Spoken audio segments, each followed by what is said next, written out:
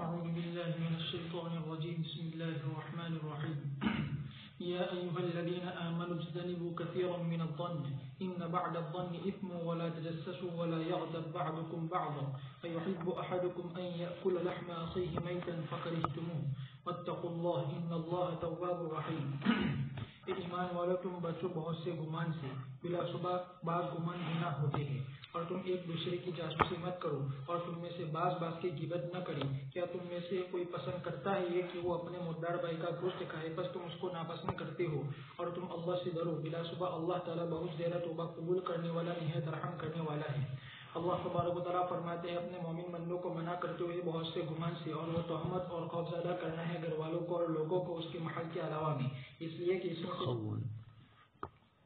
خیانت اور تہمت ہی کا معنی، اور وہ تہمت اور خیانت ہے گھر والوں کے لیے اور لوگوں کے لیے اس کے محل کے علاوہ میں، اس لیے کہ اس میں سے بعض گمان محض گناہ ہوتے ہیں۔ بس عمر بن خطاب رضی اللہ تعالیٰ عنہ نے فرمایا کہ تم گمان مت کرو کسی کلمے کے بارے میں جو نکلا ہو تمہارے مومن بھائی کے بارے میں مگر اچھا ہی، اور تم اس کلمے کو کوشش کرو بھلائی میں محمول کرنے کی۔ عبداللہ ابن عمر رضی اللہ تعالیٰ عنہما سے روایت ہے، فرمایا کہ میں نے نبی کریم صلی اللہ علیہ وسلم کو دیکھا کہ آپ کعبہ کا طواف کر رہے تھے اور فرما رہے تھے کہ تو کس قدر پاکیزہ ہے اور تیری خوشبو کتنی پاکیزہ ہے، اور تو کیا ہی عظمت والا ہے اور تیری حرمت کس قدر عظیم ہے۔ قسم ہے اس ذات کی جس کے قبضے میں محمد کی جان ہے، البتہ مومن کی حرمت زیادہ عظیم ہے اللہ تعالیٰ کے نزدیک تیری حرمت سے، اس کا مال اور اس کا خون، اور یہ کہ اس کے بارے میں اچھا گمان کیا جائے۔ ابو ہریرہ رضی اللہ تعالیٰ عنہ سے روایت ہے کہ رسول اللہ صلی اللہ علیہ وسلم نے فرمایا کہ تم گمان سے بچو، اس لیے کہ گمان سب سے جھوٹی بات ہے، اور تم ایک دوسرے کی جاسوسی مت کرو، اور آپ ایک دوسرے کی توہین مت پڑی رہو،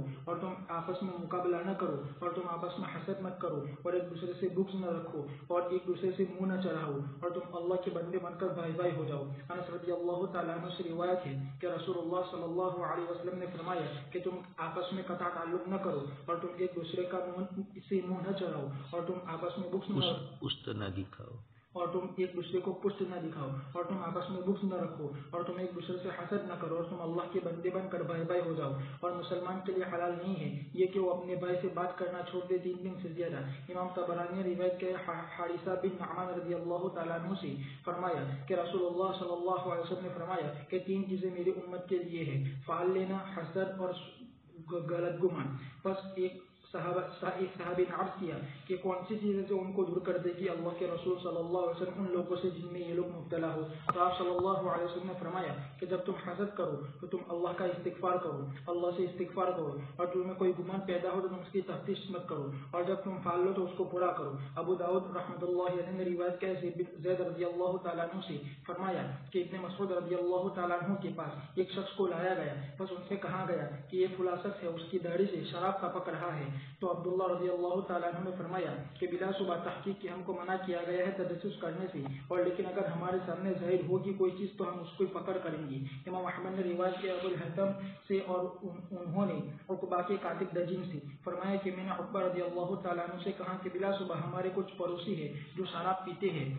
میں ان کے لیے پولیس کو بلاؤں گا، بس وہ ان کو پکڑ کر لے جائیں گے۔ تو حضرت اقبال نے فرمایا کہ تم ایسا مت کرو، اور لیکن تم ان کو نصیحت کرو اور ان کو دھمکاؤ۔ راوی نے فرمایا کہ پھر انہوں نے ایسا کیا، بس وہ باز نہیں آئے۔ راوی نے فرمایا کہ پھر ان کے پاس آئے، پھر کہا کہ بلا شبہ تحقیق کہ میں نے ان کو منع کیا، اور بلا شبہ میں تو ان کے لیے پولیس بلاؤں گا، بس وہ ان کو پکڑ کر لے جائیں گے۔ تو حضرت اقبال نے ان سے فرمایا کہ تیرا برا ہو، تم ایسا مت کرو، اس لیے کہ میں نے سنا ہے رسول اللہ صلی اللہ علیہ وسلم کو کیا فرماتے تھے کہ جو شخص کسی مومن کے عیوب کو چھپاتا ہے تو گویا کہ ان دونوں نے زندہ کیا درگور کی ہوئی زندہ درگور کی ہوئی لڑکی کو اس کی قبر سے۔ ولا تجسسوا یعنی تم میں سے بعض کا تجسس نہ کرے، اور تجسس غالباً بولا جاتا ہے شر کے کاموں میں، اور اسی سے جاسوس نکلا ہے۔ بہرحال تحسس تو وہ بھی اکثر و بیشتر بھلائی کے کاموں میں ہوتا ہے، جیسا کہ اللہ تبارک و تعالیٰ نے فرمایا بتلاتے ہوئے یعقوب علیہ السلام کے بارے میں، یا بنی اذهبوا فتحسسوا من يوسف واخيه ولا تيأسوا من روح الله۔ اور امام اوزاعی نے فرمایا کہ تجسس یعنی یعنی کسی چیز میں بحث کرنا ہے، اور تحسس یعنی غور سے سننا ہے کسی قوم کے بات کو یا ان کے دروازوں پر کان لگا کر سننا ہے، اور تدابر بے تعلقی کرنا ہے۔ باری تبارک و تعالیٰ کا فرمان وَلَا يَغْتَبْ بَعْضُكُمْ بَعْضًا، اس میں منع کیا گیا ہے غیبت کرنے سے، اور تحقیق اس کی تفسیر فرمائی شارح نے جیسا کہ حدیث میں آیا ہے، جس کو ابو داؤد رحمۃ اللہ علیہ نے روایت کیا ہے، ابو ہریرہ رضی اللہ تعالیٰ عنہ سے فرمایا کہ پوچھا گیا کہ اللہ کے رسول غیبت کیا ہے، تو آپ صلی اللہ علیہ وسلم نے فرمایا کہ تم اپنے بھائی کا تذکرہ کرو ان چیزوں کے ذریعے سے جس کو وہ ناپسند کرتا ہے۔ پوچھا گیا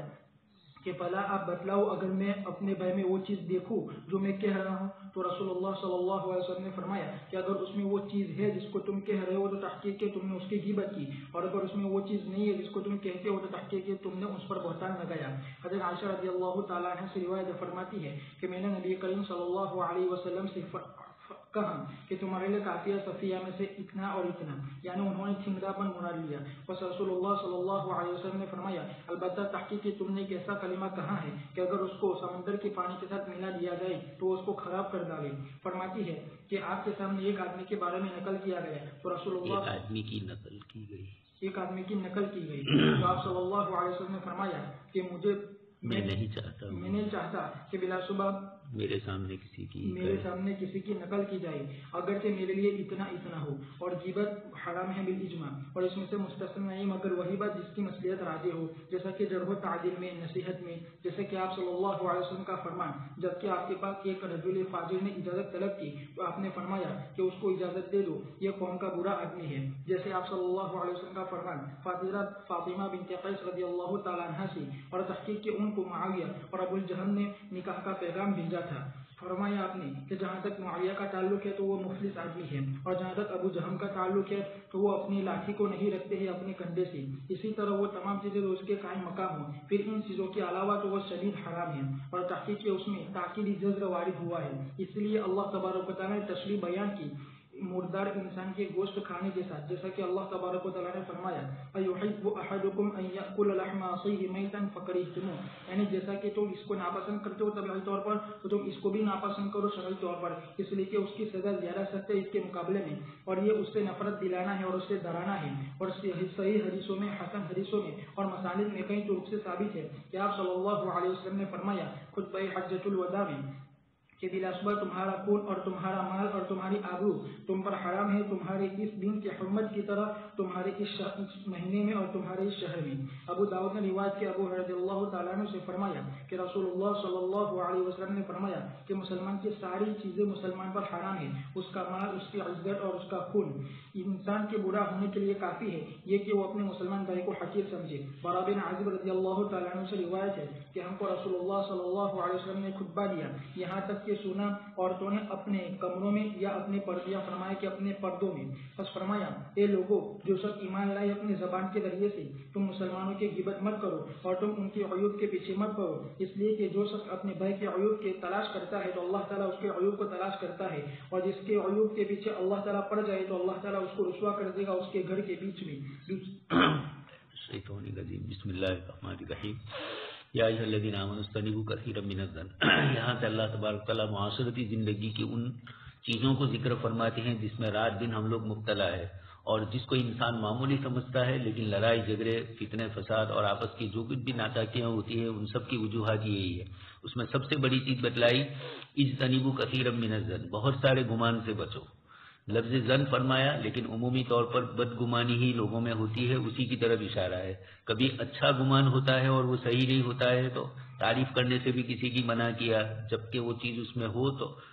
آپ صلی اللہ علیہ وسلم نے اس کو بہت احتیاط سے اس کی تعریف کرنے کا حکم فرمایا۔ تو برائیوں سے کثیر من الظن، عمومی طور پر آدمی بدگمان ہوتا ہے،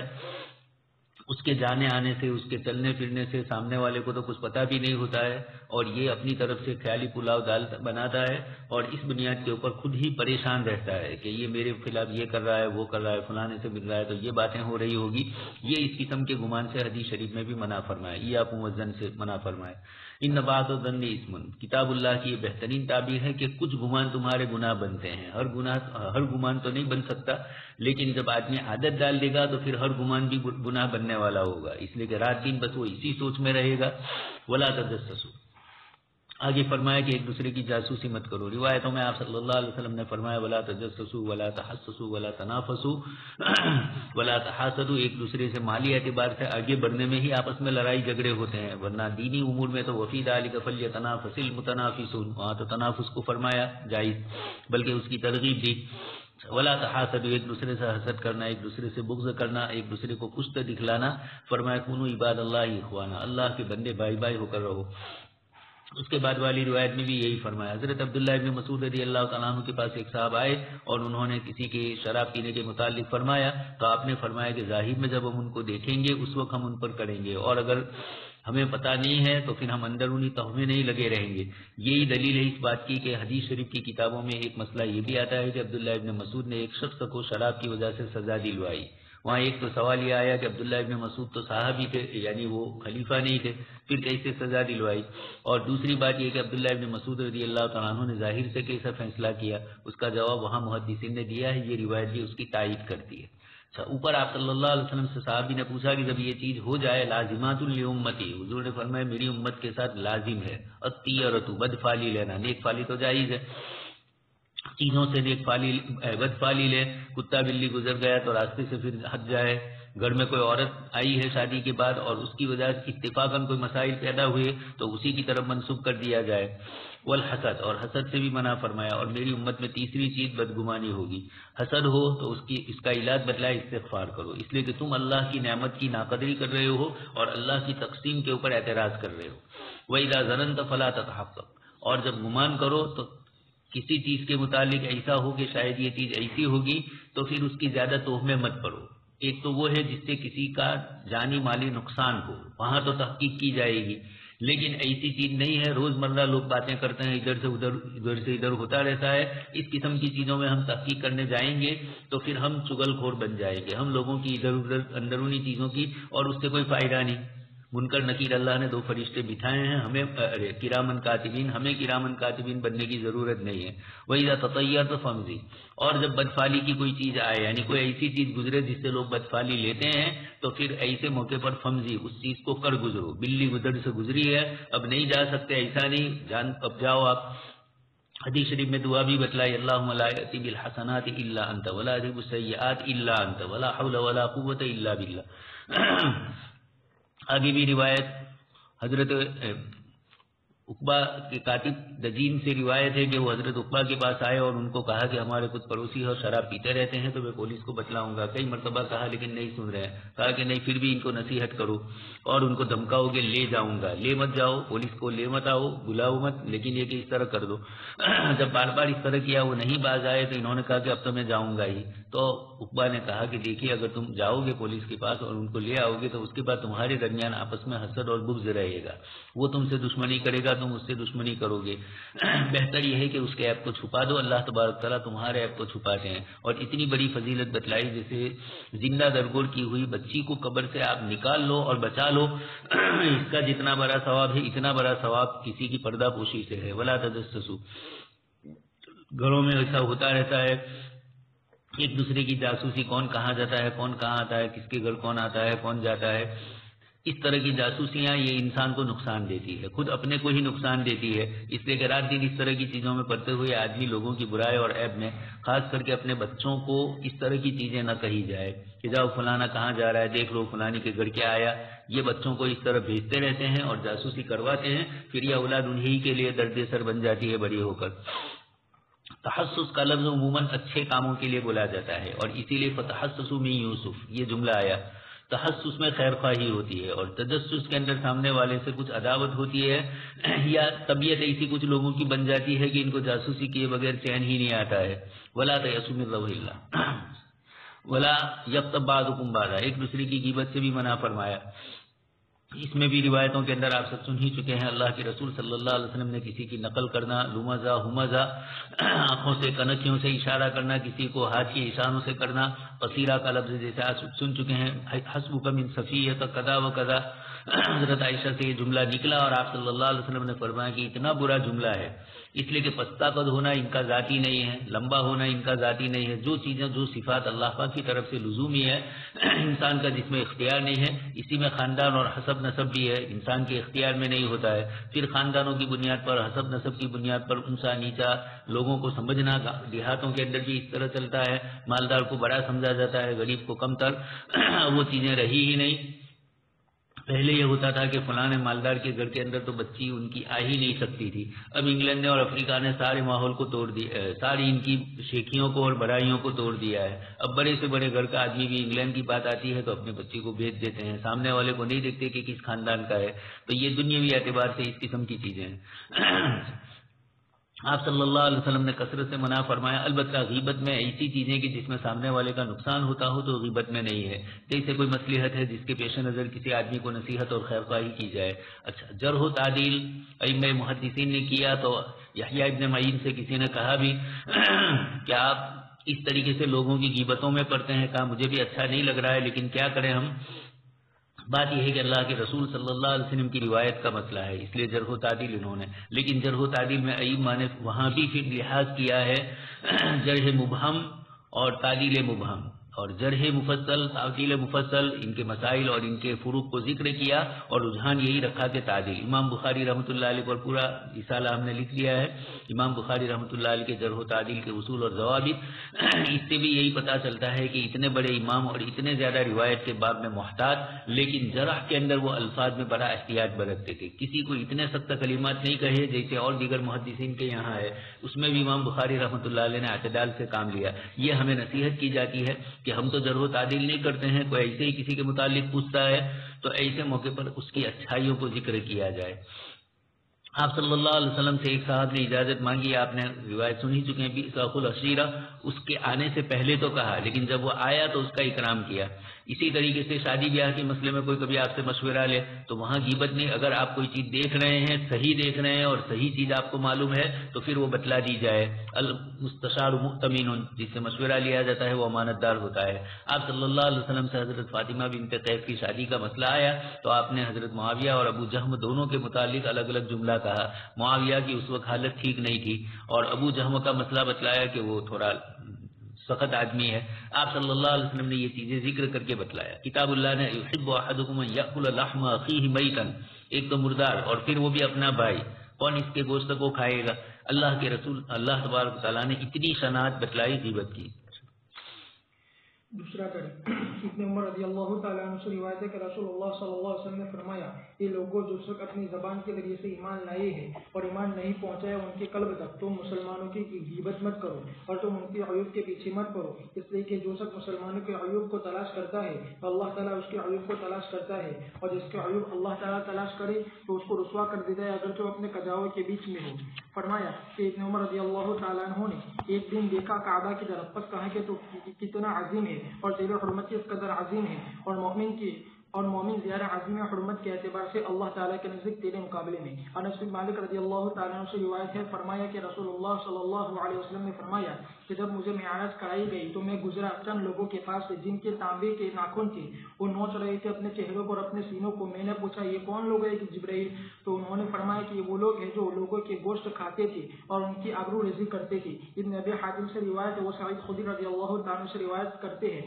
کہ انہوں نے فرمایا کہ ہم نے عرض کیا رسول اللہ ہم کو بیان کی تھی وہ بات جو آپ نے اس رات دیکھی، وہ جس رات آپ کو سیر کرائی گئی، تو آپ نے فرمایا کہ پھر مجھے لے جایا گیا اللہ کی مخلوق میں سے ایک بڑی مخلوق کی طرف، مرد اور عورتیں دونوں تھی، ان پر مقرر تھے چند لوگ جو جاتے تھے ان میں سے ہر ایک کے پہلو کی چوڑائی کی طرف، پھر وہ اس میں سے گوشت کے ٹکڑے کاٹتے تھے چپل کی مانی، پھر وہ اس کو رکھتے تھے ان میں سے ہر ایک کے منہ میں، پھر ان سے کہا جا رہا کہ کھاؤ جیسا کہ تم کھاتے تھے، اور وہ اس کے کھانے کی وجہ سے موت کو چاہتے تھے۔ محمد اگر موت ہوتی اور یہ ان پر زیادہ ناپسندیدہ تھا، بس میں نے عرض کیا کہ جبرائیل یہ کون لوگ ہیں؟ تو فرمایا کہ وہ لوگ ہیں جو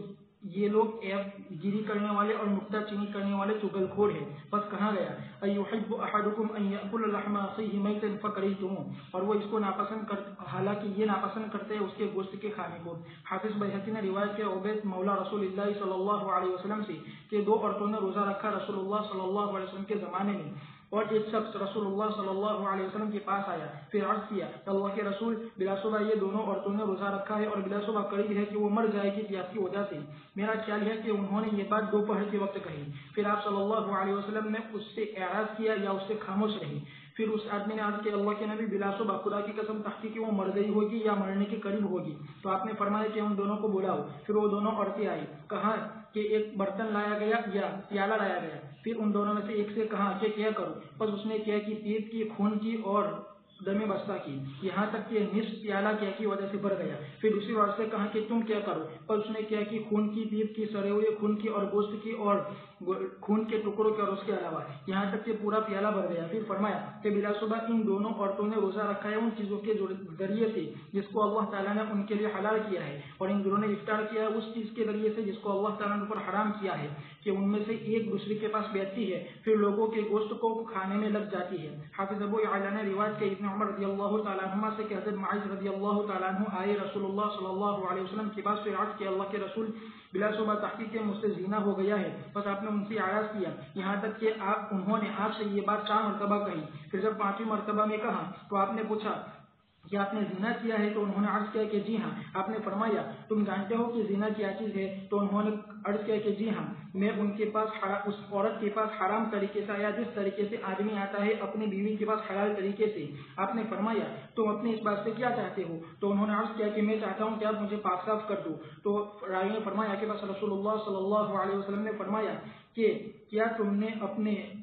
عضو خاص کو داخل کیا ہے عورت کی مخصوص جگہ میں، جیسا کہ چھپ جاتی ہے سلائی سرما دانی میں اور رسی کنویں میں؟ تو انہوں نے عرض کیا کہ جی ہاں اللہ کے رسول۔ آپ نے راوی نے فرمایا کہ پھر آپ نے ان کے رجمہ کرنے کا حکم دیا، بس ان کو رجمہ کر دیا گیا۔ پھر نبی کریم صلی اللہ علیہ وسلم نے سنا 2 آدمیوں کو، ان دونوں میں سے ایک اپنے ساتھی سے کہہ رہا تھا، کیا تو نہیں دیکھتا ہے اس آدمی کی طرف کہ اللہ تعالیٰ نے ستر پوشی کی اس پر اس نے اپنی ذات کو نہیں چھوڑا، یہاں تک کہ اس کو رجم کر دیا گیا کتے کے پتھر مارنے کی طرف۔ پھر نبی کریم صلی اللہ علیہ وسلم چلی، یہاں تک کہ مردہ گدھے کے پاس سے گزری۔ پھر فرمایا کہ فلاں اور فلاں کہاں ہے؟ اترو، بس تم اس مردہ کے گوشت میں سے کھاؤ۔ ان دونوں نے عرض کیا، اللہ تعالیٰ آپ کو معاف فرمائے اللہ کے رسول، کیا اس کو بھی کھایا جا سکتا ہے؟ تو رسول اللہ صلی اللہ علیہ وسلم نے فرمایا کہ تم دونوں نے نہیں پایا تمہارے بھائی میں سے ابھی تو زیادہ سخت کھانے کے موصولہ، بس جو چیز تم نے پائی تمہارے بھائی میں سے ابھی وہ زیادہ سخت کھانے کے اعتبار سے اس کے مقابلے میں، اور قسم ہے اس ذات کی جس کے قبضے میں میری جان ہے، بلا شبہ ابھی وہ البتہ جنت کی نہروں میں ہے، وہاں وہ گوٹا لگا رہے ہیں۔ امام احمد نے روایت کیا، جابر بن عبداللہ رضی اللہ تعالیٰ عنہ سے فرمایا کہ ہم نبی کریم صلی اللہ علیہ وسلم کے ساتھ تھے، بس ایک مردار جانور کی بو اٹھی، بس فرمایا رسول اللہ صلی اللہ علیہ وسلم نے، کیا تم جانتے ہو کہ یہ بدبو کیسی ہے؟ یہ ان لوگوں کی بدبو ہے جو لوگوں کی غیبت کرتے ہیں۔ بارے تبارک و تعالیٰ کا فرمان، واتقوا اللہ، یعنی ان چیزوں میں جس کا تم کو حکم دیا جس سے تم کو منع کیا اور تم اس میں پابندی کرو اور تم اس سے ڈرو، ان اللہ تواب الرحیم، یعنی توبہ کرنے والا اس کی جو اس کی طرف توبہ کرے، قبول کرنے اس کی توبہ قبول کرے، یعنی توبہ قبول کرنے والا اس کی جو اس سے توبہ کرے، رحیم اس شخص کے لیے جو اس کی طرف رجوع کرے اور اس پر بھروسہ کرے۔ جمہور علماء نے فرمایا کہ لوگوں کی غیبت کرنے والا کا طریقہ اس کی توبہ میں یہ ہے کہ وہ اس کو چھوڑ دے اور عزم مصمم کر لے اس بات پر کہ وہ دوبارہ غیبت نہیں کرے گا، اور کیا ندامت شرط ہے اس بات پر جو اس سے فوت ہوئی، اس میں اختلاف ہے، یہ کہ وہ معافی مانگ لے اس شخص سے جس کی اس نے غیبت کی ہے، اور دوسرے حضرات نے فرمایا کہ یہ شرط نہیں ہے کہ اس سے معافی مانگی، اس لیے کہ جب اس کو باخبر کرے گا اس بات سے تو بسا اوقات تکلیف زیادہ ہوگی اس کے مقابلے میں، جبکہ اس نے اس کو نہ بتایا ہوگا اس میں جو اس نے غیبت کی ہے، اور اس کا جانا ہوگا جب اس نے نہ جانا ہو اس غیبت کے بارے میں جو اس کی طرف سے ہوئی ہے، اور اس کا طریقہ اس وقت یہ ہے کہ وہ اس کی تعریف بیان کرے ان اوصاف کے ساتھ جو اس میں ہے، ان مجلسوں میں جن مجلسوں میں اس نے اس کی مذمت بیان کی تھی، اور یہ کہ وہ اس سے غیبت کو دور کرے اپنی طاقت اور قدرت کے مطابق تاکہ یہ اس کا بدلہ ہو جائے، جیسا کہ نبی کریم صلی اللہ علیہ وسلم نے فرمایا کہ جو مومن کی حفاظت کرتا ہے ایسے منافق سے جو اس کی غیبت کرتا ہے تو اللہ تعالیٰ ایک فرشتے کو بھیجتے ہیں اس کی طرف جو اس کے گوشت کی حفاظت کرے گا قیامت کے دن جہنم کی آگ سے، اور جو شخص کسی مومن کو تانا زنی کرتا ہے اور اس کی مراد اس کی برائی کرنا ہوتا ہے تو اللہ تبارک و تعالیٰ اس کو روکیں گے جہنم کے پل پر یہاں تک کہ بدلہ لے اس بات کا جو اس نے کہی، اور رسول اللہ صلی اللہ علیہ وسلم نے فرمایا ہے کہ نہیں ہے کوئی انسان جو کسی مسلمان شخص کو دلیل رسوا کرے ایسی جگہ میں جس میں اس کی حرمت پامال ہوتی ہو اور اس کی آبرو ریزی ہوتی ہو، مگر اللہ تبارک تعالیٰ اس کو دلیل کریں گے ایسی جگہوں میں جس میں وہ اپنی نصرت کو چاہے گا، اور نہیں ہے کوئی انسان جو کسی مسلمان شخص کی مدد کرتا ہے ایسی جگہوں میں جس میں اس کی عزت توڑی جا رہی ہو اور اس میں اس کی حرمت پامال ہوتی ہو، مگر اللہ تبارک تعالیٰ اس کی مدد فرمائے گا ایسی جگہوں میں جس میں اس کی اپنی نصرت کو چاہے گا۔ یہ بات کے سلسلے میں بہت ساری روایتیں ذکر کی، صحابہ کرام نے فرمایا بیت اللہ سے بھی عظمت مومن کی ہے، آپ صلی اللہ علیہ وسلم کی روایت بھی ہے، معراج میں بھی آپ صلی اللہ علیہ وسلم کو لے جایا گیا اور وہاں حصی طور پر مشاہداتی طور پر آپ صلی اللہ علیہ وسلم کو جن کو جو سزائیں ہوتی تھی ان کا مشاہدہ کروایا، اسی میں غیبت کرنے والوں کا بھی مشاہدہ ہوا، اور اس طریقے سے ان کو پتھر مارے جا رہے ہیں، سب کچھ ان کے ساتھ ہو رہا ہے۔ یہ سخت والا پوچھا گیا کہ یہ کون لوگ ہے، حضرت جبرائیل سے آپ نے پوچھا تو یہی فرمایا چغل خونیاں کرنے والے، غیبتیں کرنے والے یہ لوگ تھے وہ۔ دوسری روایت میں تو عورتوں کا مسئلہ بھی آیا، فضائل اعمال میں رمضان میں حضرت نے لکھی ہے اس کو، اس کے اندر بھی آپ صلی اللہ علیہ وسلم نے انہوں نے تو کہا کہ یہ بھوکے ہیں اور پیاسے ہیں اور ایسا لگ رہا ہے کہ مر جائیں گے، حضور نے ان کے منہ میں سے نکلوایا، بتلایا کہ یہ بھوک اس طرح کی نہیں ہے، یہ گناہوں کی بھوک ہے، اور چنانچہ دونوں عورتوں کے برتن بھر گئے، اور پھر اس کے بعد آپ صلی اللہ علیہ وسلم نے فرمایا کہ یہ تم نے جو صبح سے لے کر شام تک ادھر سے ادھر بیٹھے بیٹھے باتیں کی ہے، عورتوں میں یہ چیزیں کثرت سے چلتی ہے غیبت والی، تو آپ صلی اللہ علیہ وسلم نے پہلے تو عورتوں میں ہی ہوتی تھی، مردوں میں کم ہوتی تھی، پہلے زمانے میں کام کاج وغیرہ میں مرد لگتے تھے، لیکن اب تو یہاں بھی نورے بیٹھے ہیں، فرصت علی خاں ہیں، تو اس طریقے سے کرتے ہی رہتے ہیں۔ اللہ کے رسول صلی اللہ علیہ وسلم نے ان کے منہ میں سے نکلوایا۔ اسی طرح آگے ایک اور قصہ ذکر کیا حضرت معاذ اسلمی رضی اللہ تعالیٰ عنہ کا، دو آدمیوں نے ان کے متعلق یہ کہا، حضرت معاذ اسلمی سے زنا ہو چکا تھا، پھر ان کو لوگوں نے کہا کہ اس طریقے سے مسئلہ ہے، تو یہ حضور کے پاس گئے، ان کو سزا کا پہلے علم نہیں تھا، اس لیے جب مارنے لگے تو یہ تھوڑے بھاگنے لگے، لیکن پھر ان کو پکڑا اور پھر ان کو شہید کیا گیا۔ یہ دو آدمیوں نے اس منظر کو دیکھا تھا، انہوں نے ان کی غیبت کرنا شروع کی اور یہ کہا کہ اللہ نے ان کے گناہ کو چھپایا تھا۔ یہ خود بخود حضور کے پاس گئے اور 4 مرتبہ اقرار کیا، اور اقرار کر کے اپنے لیے حضور صلی اللہ علیہ وسلم نے ان کے اقرار پر ہی بس نہیں کیا، بلکہ ساتھ میں آپ نے یہ بھی فرمایا کہ تم نے زنا کیا، انہوں نے کہا زنا کی تعریف کیا ہے معلوم ہے، اور پھر آپ نے اس کو کتنی شاندار تشبیہ دے کر سمجھایا، دول رسی اور اسی طریقے سے سلائی سرما داری، انہوں نے اس کو بھی قبول کیا کہ جی ہاں یعنی دخول ہو چکا ہے، تو پھر اس کے بعد آپ صلی اللہ علیہ وسلم نے ان کے اوپر جو عمل اسلامی سزا کا تھا وہ جاری کیا۔ اس پر ان دونوں لوگوں نے کہا کہ یہ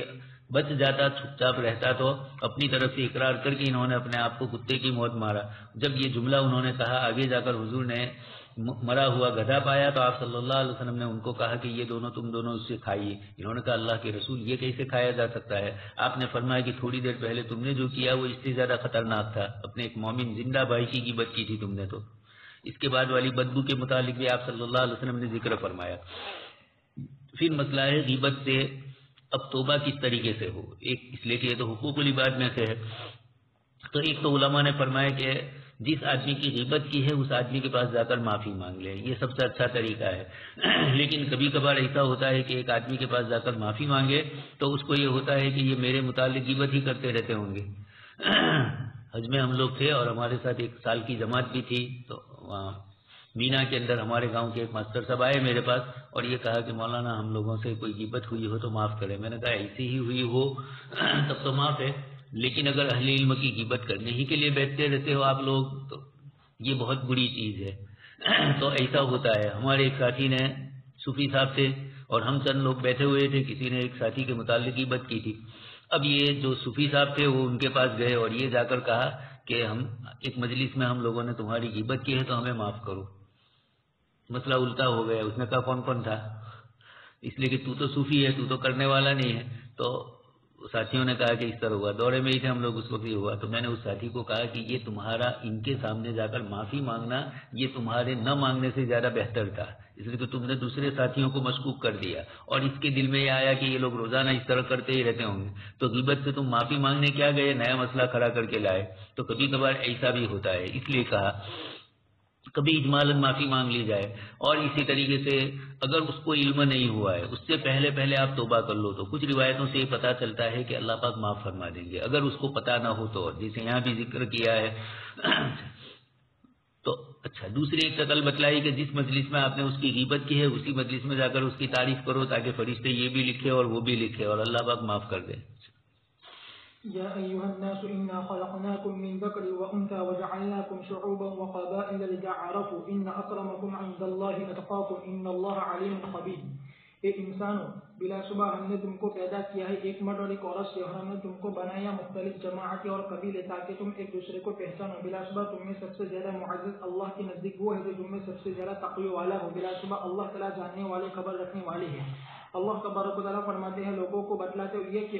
اللہ نے ان کو پیدا کیا ایک ہی جان سے اور ان سے ان کی جوڑی بنائی، اور وہ دونوں آدم اور حوا علیہم السلام ہے، اور ان کو بنائی مختلف جماعتیں، اور یہ عام ہے قبائل کے مقابلے میں. اور اس کے بعد دوسری مناتی باتیں ہیں جیسے کہ کنبے، خاندان اور قبیلہ، اور اس کے علاوہ بس یہ تمام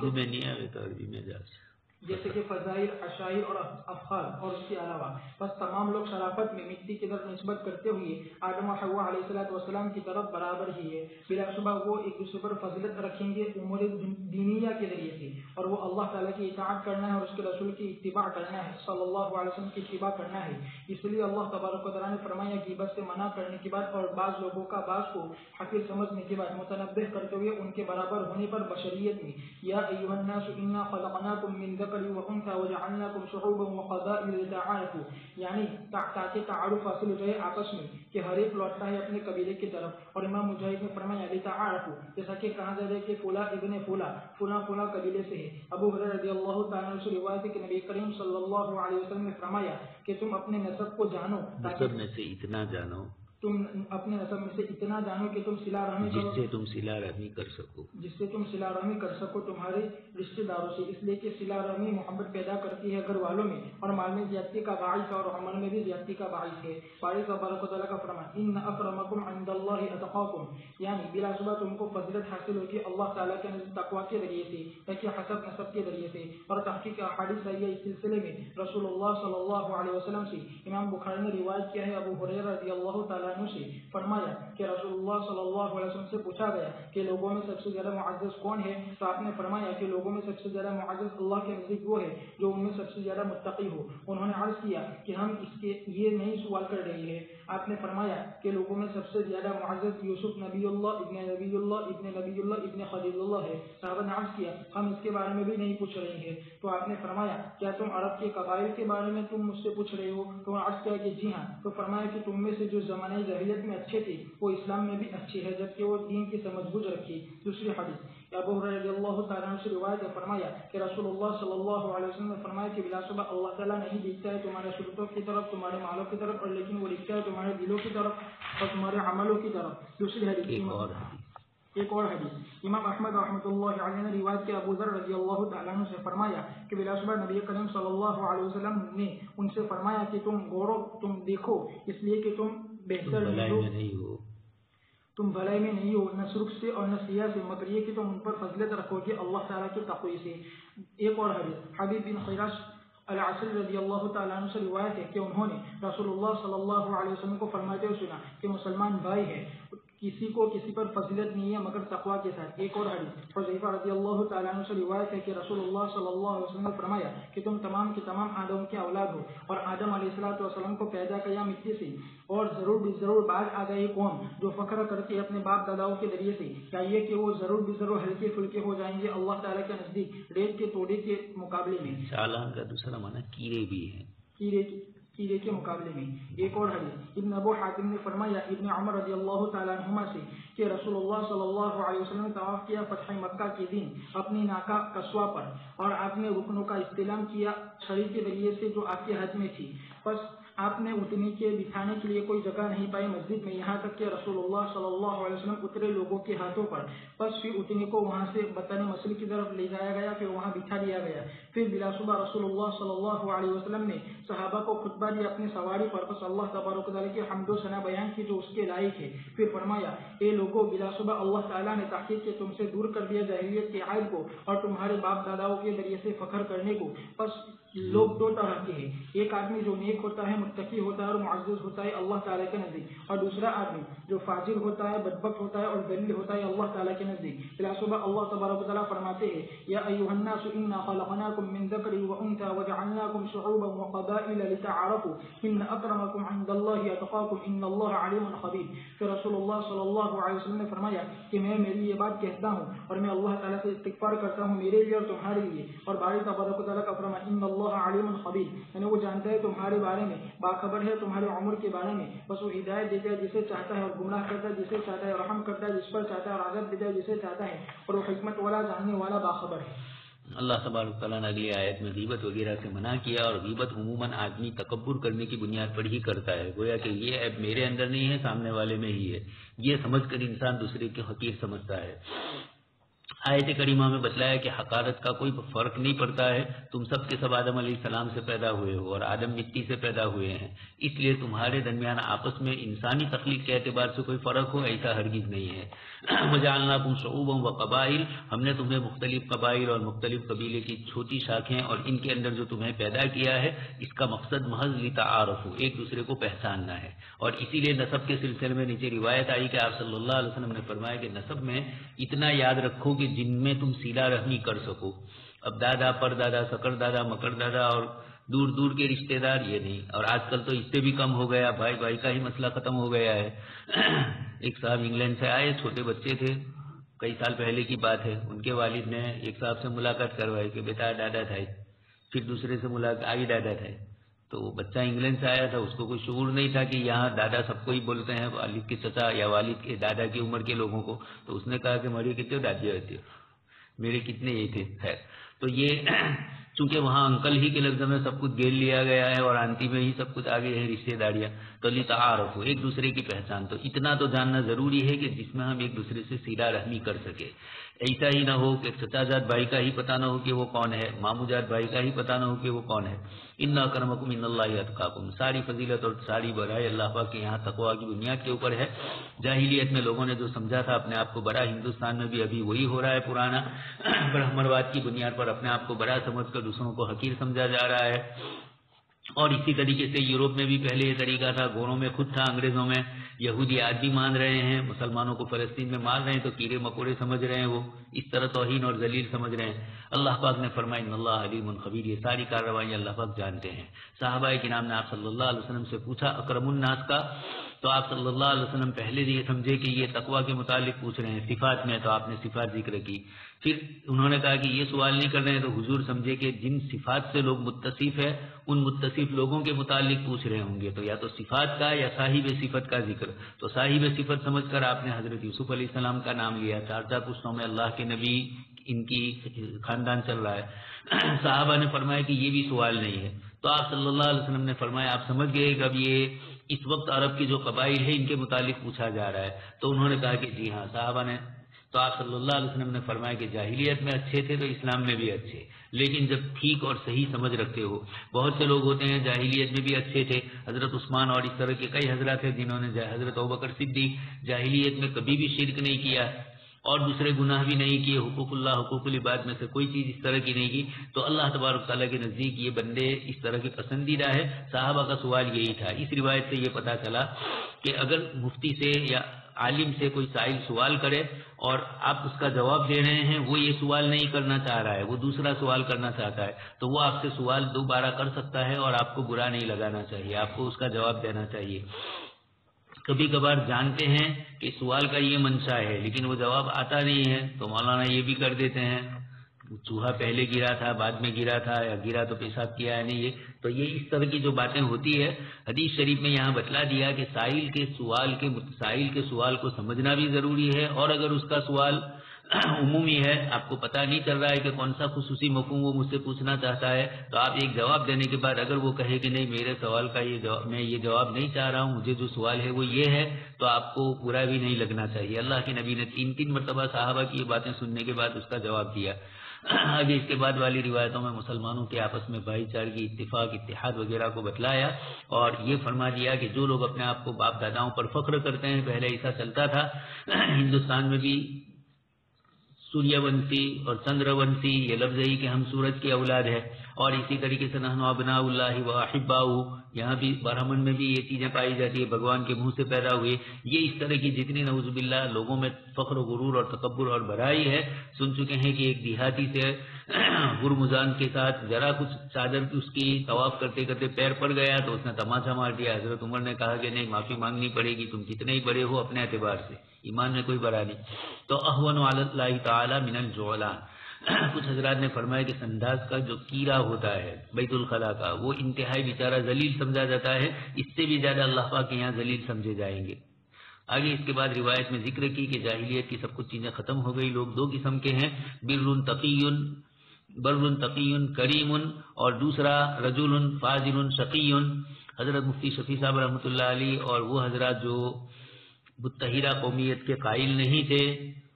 قوم کے قائل نہیں تھے، بلکہ مومن اور کافر پاکستان کا جو مطالبہ شروع ہوا وہ اسی بنیاد پر تھا، مومنوں کے لیے الگ، کافروں کے لیے الگ.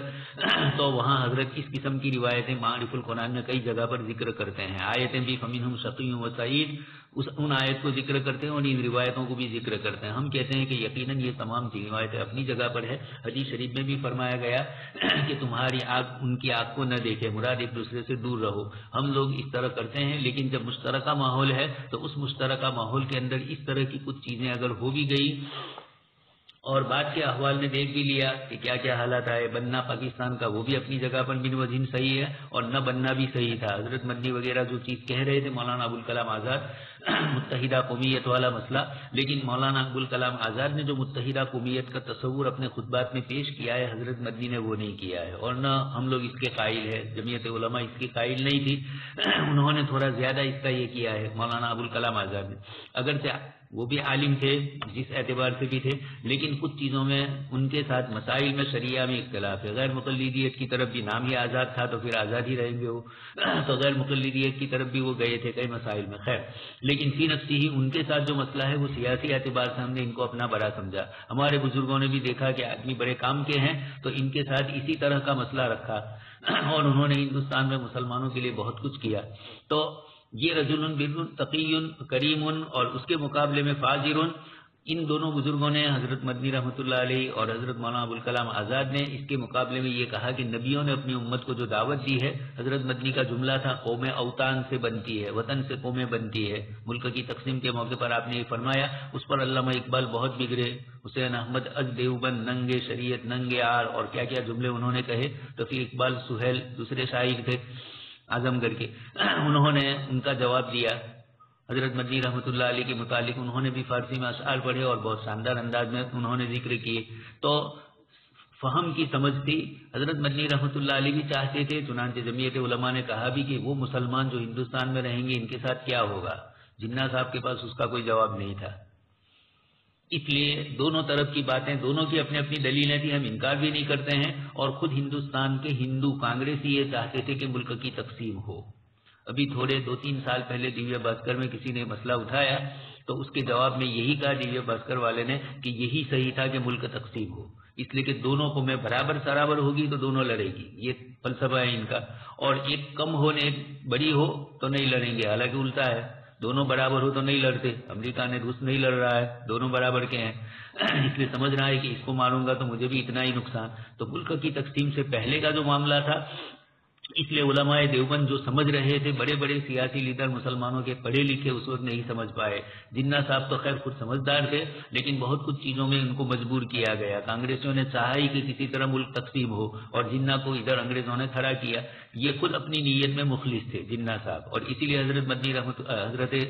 تھانوی رحمۃ اللہ علیہ کے ساتھ ان کا تعلق ہوا. بزرگوں کی ابھی خط و کتابت بھی ہوئی، الفرقان میں مضمون چل رہا ہے، تو اس کی نفی نہیں ہے. حضرت تھانوی رحمۃ اللہ علیہ کے اپنے اصول اور ضابطوں کی روشنی میں آپ کچھ اور سمجھ رہے تھے. مولانا منظور نعمانی سمجھانے گئے تو ایک مرتبہ حضرت مدنی کے ساتھ حضرت تھانوی رحمۃ اللہ علیہ اس مسئلے میں متفق ہونے کے لیے تیار بھی ہوئے، اور پھر بعد میں مسئلہ حضرت مولانا ظفر احمد عثمانی رحمۃ اللہ علیہ وغیرہ نے دلائل سے پھر اس کے بعد وہ اتفاق نہیں ہو سکا. خیر، دونوں چیزیں اپنی اپنی جگہ پر صحیح ہے. تاغوت اکبر حضرت تھانوی رحمۃ اللہ علیہ گاندھی جی کو ہی کہتے تھے، تو یہ اس طرح کی عجیب و غریب یہ چیزیں ہیں. خیر یہ تو آیت آئی اس لیے کہ برن، تو یہ دونوں متحدہ قومیت والا نظریہ بھی اپنی جگہ پر من وجہ صحیح ہے، اس لیے کہ نبیوں نے اپنی قوم کو یہ سب کچھ ہونے کے باوجود یا قومی فرمایا. تو قوم تو ہماری ہے، حضرت مدنی کا یہ جملہ قوم اوطان سے بنتی ہے، یہی فرمایا. حضرت مولانا ابو الکلام آزاد نے فرمایا تھا کہ ملک کی تقسیم تو اس وقت اسلام کے نام پر ہو رہی ہے، لیکن اسلام کی بنیادیں ہماری مضبوط نہیں ہے، اس لیے تھوڑی مدت کے بعد قومیت وطنیت کی بنیاد پر پھر ہم تقسیم ہوں گے. چنانچہ بنگلہ دیش بن گیا اس کے بعد، اگرچہ وہ بھٹو کی شرارت کی وجہ سے ہوا، انتخاب میں ہار گئے تھے، مجیب الرحمان جیت گیا تھا ابھی جو ہے اس کا والد، لیکن اس کے باوجود انہوں نے جیتنے نہیں دیا ان کو اور ہنگامہ کیا، اور پاکستان اس طرح ٹوٹا اور مشرقی پاکستان بنگلہ دیش کی شکل میں تبدیل ہو گیا. ابھی بھی سندھ میں بھی یہ پریشانیاں ان کو آ رہی ہے. تو قومیت کی بنیاد پر انہوں نے وہی چیز جو حضرت مولانا ابو الکلام آزاد نے کہی تھی بعد میں وہ وجود میں آئی. قالت الأعراب آمنا قل لم تؤمنوا ولكن قولوا أسلمنا ولما يدخل الإيمان في قلوبكم وإن تطيعوا الله ورسوله لا يلدكم من أعمالكم شيئا إن الله غفور رحيم إنما المؤمنون الذين آمنوا بالله ورسوله ثم لم يرتابوا وجاهدوا بأموالهم وأنفسهم في سبيل الله أولئك هم الصادقون قل تعلمون الله بدينكم والله يعلم ما في السماوات وما في الأرض والله بكل شيء عليم يمنون عليك أن أسلموا قل لا تمنوا علي إسلامكم بل الله يمن عليكم أن هداكم للإيمان إن كنتم صادقين إن الله يعلم غيب السماوات والأرض والله بصير بما تعملون. دیہاتیوں نے کہا کہ ہم ایمان لائے. آپ کہہ دیجئے کہ تم ایمان نہیں لائے ہو اور لیکن تم کہو کہ ہم اسلام لائے اور ابھی ایمان داخل نہیں ہوا ہے تمہارے دلوں میں، اور اگر تم اطاعت کرو گے اللہ کے اور اس کے رسول کی تو وہ تمہارے اعمال میں سے کسی چیز کو کم نہیں کرے گا. بلا شبہ اللہ تعالیٰ بہت زیادہ بخشنے والا نہایت رحم کرنے والا ہے. بلا شبہ مومن تو وہی ہے جو ایمان لائے اللہ پر. بلا شبہ کامل مومن وہ ہے جو ایمان لائے اللہ پر اس کے رسول پر، پھر انہوں نے شک نہیں کیا اور انہوں نے جہاد کی اپنی مالوں کے ساتھ اپنی جانوں کے ساتھ اللہ کے راستے میں، یہی لوگ سچے ہیں. آپ کہہ دیجیے کیا تم اللہ کو بتلاتے ہو اپنے دین کے بارے میں، اور اللہ تعالیٰ جانتا ہے ان تمام چیزوں کو جو آسمان میں ہے اور تمام چیزوں کو جو زمین میں ہے، اور اللہ تعالیٰ ہر چیز کا علم رکھنے والا ہے. تم وہ لوگ آپ پر احسان جتلاتے ہیں یہ کہ وہ اسلام لے آئے. آپ کہہ دیجیے کہ تم احسان مت جتلاؤ میرے اوپر تمہارا اسلام لانے کا، بلکہ اللہ تعالیٰ احسان جتلاتا ہے تم پر، احسان فرماتا ہے تم پر یہ کہ اس نے تم کو ہدایت دی ایمان کی اگر تم سچے ہو. بلا شبہ اللہ تعالیٰ جانتا ہے آسمان و زمین کی چھپی ہوئی چیزوں کو، اور اللہ تعالیٰ دیکھ رہا ہے ان اعمالوں کو جو تم کرتے ہو. اللہ تبارک و تعالیٰ فرماتے ہیں نکیر فرماتے ہوئے دیہاتیوں پر جنہوں نے دعویٰ کیا اپنی ذاتوں کے لیے مقام ایمان کا، حالانکہ ایمان مضبوط نہیں ہوا تھا ان کے دلوں میں اب تک. قالت الاعراب آمنا قل لم تؤمنوا ولكن قولوا اسلمنا ولما يدخل الايمان في قلوبكم. اور تحقیق اس سے یہ بات مستفید ہوئی ہے کہ ایمان اخذ اسلام کے مقابلے میں، اور اس پر دلیل حدیث جبرائیل علیہ السلام ہے. جس وقت کہ انہوں نے آپ صلی اللہ علیہ وسلم سے پوچھا اسلام کے بارے میں، پھر ایمان کے بارے میں، پھر احسان کے بارے میں، بس ترقی کی عام سے اخذ کی طرف. امام احمد نے روایت کیا سعد بن ابی وقاص رضی اللہ تعالیٰ عنہ سے کہ فرمایا کہ رسول اللہ صلی اللہ علیہ وسلم نے کچھ لوگوں کو کچھ چیز دی اور ان میں سے ایک آدمی کو کچھ نہیں دیا. تو سعد رضی اللہ تعالیٰ عنہ نے عرض کیا اللہ کے رسول آپ نے فلاں کو جو دیا اور فلاں کو کوئی چیز نہیں دی حالانکہ وہ مومن ہے. تو نبی کریم صلی اللہ علیہ وسلم نے فرمایا یا بلکہ مسلمان ہیں. یہاں تک کہ سعد رضی اللہ تعالیٰ عنہ نے یہ بات 3 مرتبہ دہرائی اور نبی کریم صلی اللہ علیہ وسلم فرماتے رہے کہ یا بلکہ مسلمان ہیں. پھر نبی کریم صلی اللہ علیہ وسلم نے فرمایا کہ بلا شبہ میں البتہ دیتا ہوں کچھ لوگوں کو اور میں چھوڑ دیتا ہوں ان لوگوں کو جو زیادہ پسندیدہ ہوتے ہیں میرے نزدیک ان میں سے، بس میں ان کو کچھ نہیں دیتا ہوں اس خوف سے کہ وہ جہنم میں اپنے چہروں کی بل نہ گر پڑے. بس تحقیق نبی کریم صلی اللہ علیہ وسلم نے فرق کیا مومن اور مسلم کے درمیان. بس یہ دلیل ہے اس بات پر کہ ایمان اخذ اسلام کے مقابلے میں، اور دلیل ہے اس بات پر کہ وہ آدمی مسلمان تھا منافق نہیں تھا، اس لیے کہ آپ نے ان کو نہیں دیا عطا میں سے اور اس کو حوالے کر دیا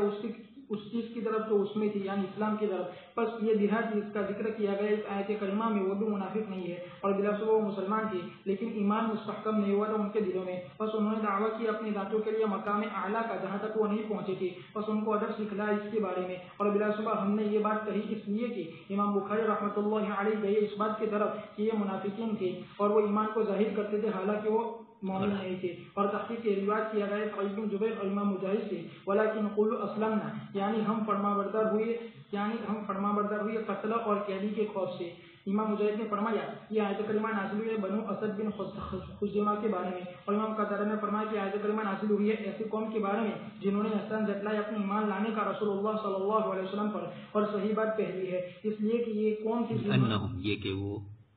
یہ کہ وہ ایک جماعت تھی جنہوں نے دعویٰ کیا اپنی ذات کے لیے مقام ایمان کا اور ان کے لیے اب تک وہ مقام حاصل نہیں ہوا تھا، بس ان کو ادب سکھلایا اور ان کو باخبر کیا یہ کہ وہ اس تک ابھی تک نہیں پہنچے ہیں، اور اگر وہ منافق ہوتے تو ان کو ڈانٹ ڈپٹ کی جائے تو ان کو رسوا کیا جاتا، اور بلا صبح ان سے کہا گیا تعجیبا قل لم تؤمنوا ولكن قولوا اسلمنا ولما يدخل الايمان في قلوبكم، یعنی تم نہیں پہنچے ہو ایمان کی حقیقت تک اب تک۔ پھر اللہ تبارک و تعالیٰ نے فرمایا وَإِن تُطِيعُوا اللَّهَ وَرَسُولَهُ لَا يَلِدْكُم مِّنْ أَعْمَالِكُمْ شَيْئًا، یعنی تمہارے اجروں میں سے کچھ بھی کم نہیں کرے گا، جیسے کہ باری تبارک و تعالیٰ کا فرمان وَمَا أَلَتْنَاهُم مِّنْ عَمَلِهِم مِّن شَيْءٍ، اور باری تعالیٰ کا فرمان إِنَّ اللَّهَ غَفُورٌ رَحِيمٌ، یعنی اس شخص کے لیے جو اس کی طرف توبہ کرے اور رجوع کرے۔ باری تبارک و تعالیٰ کا فرمان إِنَّمَا الْمُؤْمِنُونَ، یعنی کامل مومن وہ ہے الَّذِينَ آمَنُوا بِاللَّهِ وَرَسُولِهِ ثُمَّ لَمْ يَرْتَابُوا، یعنی وہ شک نہیں کرتے ہیں اور نہ ڈگمگاتے ہیں بلکہ وہ ثابت قدم رہتے ہیں ایک ہی حالت پر، اور وہ تصدیق محض ہے۔ وَجَاهَدُوا بِأَمْوَالِهِمْ وَأَنفُسِهِمْ فِي سَبِيلِ اللَّهِ، یعنی انہوں نے اپنی کوششوں کو اور اپنے عمدہ مالوں کو خرچ کر دیا اللہ تعالیٰ کی اطاعت میں اور اس کی رضامندی میں۔ اولئک هم الصادقون، یعنی وہ سچے اپنی بات میں جبکہ انہوں نے یہ بات کہی کہ وہ مؤمن ہے، نہ کہ ان دیہاتیوں کی طرح جنہوں نے کہا جن کے پاس ایمان نہیں تھا مگر ظاہری کلمہ۔ اور باری تبارک و تعالیٰ کا فرمان قل اتعلمون اللہ بدینکم، کیا تم اسے بتلاتے ہو اس چیز کے بارے میں جو تمہارے دلوں میں ہے، واللہ یعلم ما فی السماوات وما فی الارض، یعنی اس پر ذرہ برابر کوئی چیز مخفی نہیں ہے، نہ زمین میں نہ آسمان میں، اور نہ اس سے چھوٹی اور نہ اس سے بڑی، واللہ بکل شیء علیم۔ پھر اللہ تبارک و تعالیٰ نے فرمایا یمنون علیک ان اسلموا قل لا تمنوا علی اسلامکم، یعنی وہ دیہاتی جو احسان جتلاتے اپنے اسلام لانے کا اور ان کی اتباع کرنے کا رسول اللہ صلی اللہ علیہ وسلم کے سامنے، اللہ تعالیٰ فرماتے ہیں رد کرتے ہوئے ان پر قل لا تمنوا علی اسلامکم، اس لیے کہ اس کا نفع بلا شبہ تمہاری اوپر لوٹے گا اور اللہ کے لیے احسان ہے تم پر اس میں۔ بل اللہ یمن علیکم ان ہداکم للایمان ان کنتم صادقین، یعنی تمہارے اس دعوے میں، جیسا کہ نبی کریم صلی اللہ علیہ وسلم نے فرمایا انصار سے حنین کے دن، اے انصار کی جماعت کیا میں نے تم کو گمراہ نہیں پایا تھا کہ تم کو اللہ نے ہدایت دی میرے کے ذریعے سے، اور میں نے تم کو متفرق تھے اور تم متفرق تھے، پھر تمہارے اندر الفت پیدا کر دی اللہ تعالیٰ نے میرے ذریعے سے، اور تم تندرست تھے پھر تم کو اللہ تعالیٰ نے غنی کر دیا میرے ذریعے سے۔ جب جب آپ صلی اللہ علیہ وسلم کوئی بات فرماتے تو انصار کہتے اللہ اور اس کے رسول زیادہ احسان کا حق رکھتے ہیں۔ حافظ بزار سے روایت ابن عباس رضی اللہ تعالیٰ عنہما سے فرمایا کہ بنو اسد رسول اللہ صلی اللہ علیہ وسلم کے پاس آئے، پھر انہوں نے عرض کیا اللہ کے رسول نے اسلام لائے اور آپ سے عرب نے قتل کیا اور ہم نے آپ سے قتال نہیں کیا، تو رسول اللہ صلی اللہ علیہ وسلم نے فرمایا کہ بلا صبح ان کی سمجھ کم ہے، اس لیے کہ شیطان بول رہا ہے ان کی زبانوں پر، اور یہ آیت کریمہ نازل ہوئی اور شیطان بول رہا ہے ان کی زبان پر، یہ آیت کریمہ نازل ہوئی یمنون علیک ان اسلموا قل لا تمنوا علی اسلامکم بل اللہ یمن علیکم ان ہداکم للایمان ان کنتم صادقین۔ پھر خبر کو دوبارہ دہرایا اس کے تمام کائنات کے علم کے بارے میں اور اس کے مخلوقات کے عمل کو دیکھنے کے بارے میں، پھر فرمایا ان اللہ یعلم غیب السماوات والارض واللہ بصیر بما تعملون۔ قالت الاعراب آمنا، یہ کچھ لوگ آئے اور انہوں نے حضور کے سامنے یہ کہا کہ ہم ایمان لے آئے۔ اللہ پاک نے اس کے جواب میں فرمایا کہ آپ ان کو یہ کہہ دیجئے کہ تم ایمان نہیں لائے، اس لیے ایمان کا لفظ بولنے کے بجائے اسلام بولو، اس لیے کہ اسلام تمہارے ظاہری احوال پر دلالت کرتا ہے اور ایمان باطن پر۔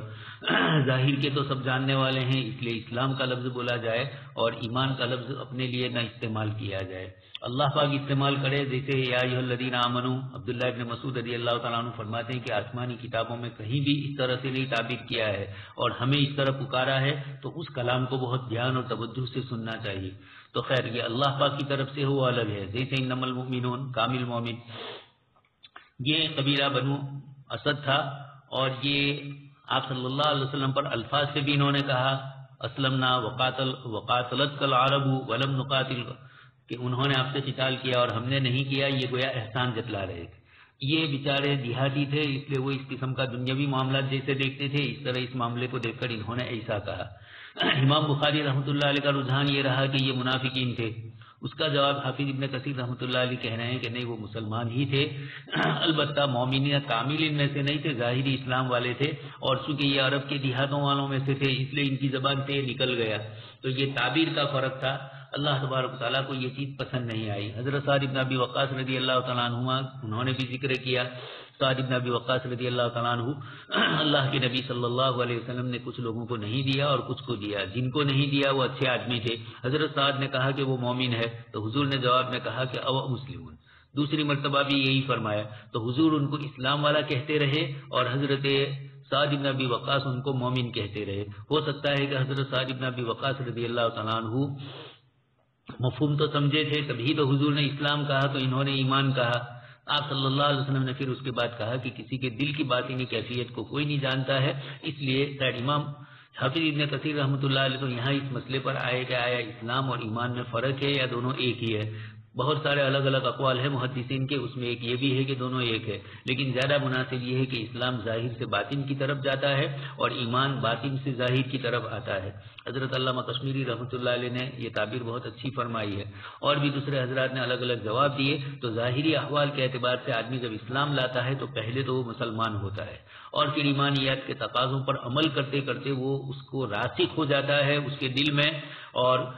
حدیث شریف میں جس کو ذکر کیا کہ ایک آدمی کو آگ میں ڈالے جانے سے جس طریقے سے اپنے لیے شرم محسوس ہوتی ہے اور وہ اس کو پسند نہیں کرتا ہے، بعد ان انقذہ اللہ تعالی، اس طریقے سے مومن وہ ہوتا ہے کہ اس کو دوبارہ کفر کی طرف لوٹایا جائے تو وہ ہرگز نہ جائے، تو وہ مومن ہوتا ہے. اور اسلام ظاہر پر ہوتا ہے، خطرہ ہوتا ہے کہ ابھی ظاہر ہی اس کا ایمان لایا ہے، اس لیے بڑے بڑے گناہوں میں مبتلا ہونے کے خطرے ہیں. اس بنیاد پر حدیث شریف میں ذکر فرمایا. تو ایمان اور اسلام دونوں میں فرق ہے، ایمان خاص ہے اور اسلام عام ہے. حدیث جبریل میں بھی اسی کی طرف اشارہ ہے. اس لیے قرآن کریم کی مختلف آیتوں سے اس طرح کی چیزوں کا پتہ چلتا ہے، اور اس آیت کریمہ سے یہ پتہ چلتا ہے کہ اسلام اور ایمان میں فرق ہے. تبھی تو حضور نے ان کی اسلام کو ثابت کیا اور ایمان کی نفی کی اللہ پاک نے. انما المؤمنون، اور پھر آگے اس کے بعد بتلا دیا کہ پکے مومن تو وہ ہوتے ہیں، وہ صفات بھی بتلائی. اس بنیاد پر امام بخاری رحمۃ اللہ علیہ کے مقابلے میں حافظ ابن کثیر رحمۃ اللہ علیہ کی دلیل پختہ معلوم ہوتی ہے کہ اگر یہ منافقین ہوتے تو اللہ تبارک تعالیٰ ان پر سخت فرماتے. اس قبیلے نے یہ جملہ کہا تھا، اللہ کے رسول نے فرمایا بھی کہ ان میں فقہ اور فہم اور سمجھ کم ہے. سورہ قاف مکی اور اس کے آیت 45 ہے. یہی پہلی صورت ہے جو مفصل صورتوں میں سے صحیح قول کے مطابق، اور ایک قول سورہ حجرات کے بارے میں بھی ہے، اور دلیل اس پر وہ حدیث ہے جو امام داؤد نے روایت کیا اپنے سنن میں باب تحذیب القرآن میں. پھر فرمایا کہ حضرت اوس نے فرمایا کہ میں نے پوچھا رسول اللہ صلی اللہ علیہ وسلم کے صحابہ سے کہ کس قدر کی وہ قرآن کے کتنے حصے مقرر کرتے تھے، تو انہوں نے عرض کیا کہ پہلی منزل میں 3 صورتیں، دوسری منزل میں 5 صورتیں، تیسری منزل میں 7 صورتیں، اور چوتھی منزل میں 9 صورتیں، اور 5ویں منزل میں 11 صورتیں، چھٹی منزل میں 13 صورتیں، اور مفصل کی صورتیں 7ویں منزل ہے. اس کی وجہ یہ کہ پہلی منزل 3 صورتیں سورہ بقرہ، سورہ آل عمران، سورہ نساء، اور دوسری منزل میں 5 صورتیں سورہ مائدہ، سورہ انعام، سورہ اعراف، سورہ انفال، سورہ براءہ، اور تیسری منزل میں 7 صورتیں سورہ یونس، سورہ ہود، سورہ یوسف، سورہ رعد، سورہ ابراہیم، سورہ حجر، سورہ نحل، اور چوتھی منزل میں 9 صورتیں سبحان، سورہ کہف، سورہ مریم، سورہ طٰہٰ، سورہ انبیاء، سورہ حج، سورہ مؤمنون، سورہ نور، سورہ فرقان، اور 5ویں منزل میں 11 صورتیں سورہ شعراء، سورہ نمل، سورہ قصص، سورہ عنکبوت، سورہ روم، سورہ لقمان، الف لام میم، سجدہ، سورہ احزاب، سورہ سبا، سورہ فاطر، سورہ یاسین، اور چھٹی منزل میں 13 صورتیں سورہ صفات، سورہ صاد، سورہ زمر، سورہ غافر، سورہ حمیم، سجدہ، حمیم، عین، سین، قاف، سورہ زخرف، سورہ دخان، سورہ جاثیہ، اور سورہ احقاف، سورہ احقاف، اور سورہ قتال، اور سورہ فتح، اور سورہ حجرات. پھر اس کے بعد 7ویں منزل مفصل کی تمام سورہ محمد کو قتال کہتے ہیں. سورہ قتال اور سورہ فتح اور سورہ حجرات. پھر اس کے بعد 7ویں منزل میں مفصل کی تمام صورتیں ہیں، جیسا کہ یہ صحابہ رضی اللہ عنہم نے فرمایا. بس متعین ہوگا یہ کہ اس کی پہلی مفصل کی پہلی صورت سورہ قاف ہے. اور امام احمد رحمۃ اللہ علیہ نے فرمایا عبداللہ بن عبداللہ رضی اللہ تعالیٰ عنہ سے کہ عمر بن خطاب رضی اللہ تعالیٰ عنہ نے پوچھا ابو واقد اللیثی رحمۃ اللہ رضی اللہ تعالیٰ عنہ سے کہ رسول اللہ صلی اللہ علیہ وسلم کیا پڑھتے تھے عید میں، تو آپ نے فرمایا کہ سورہ قاف اور اقترب. اور ام ہشام بنت حارثہ سے روایت ہے، فرماتی ہے کہ البتہ تحقیق کہ ہمارا تنور اور نبی کریم صلی اللہ علیہ وسلم کا تنور ایک تھا، 2 سال یا 1 سال اور کچھ ماہ تک، اور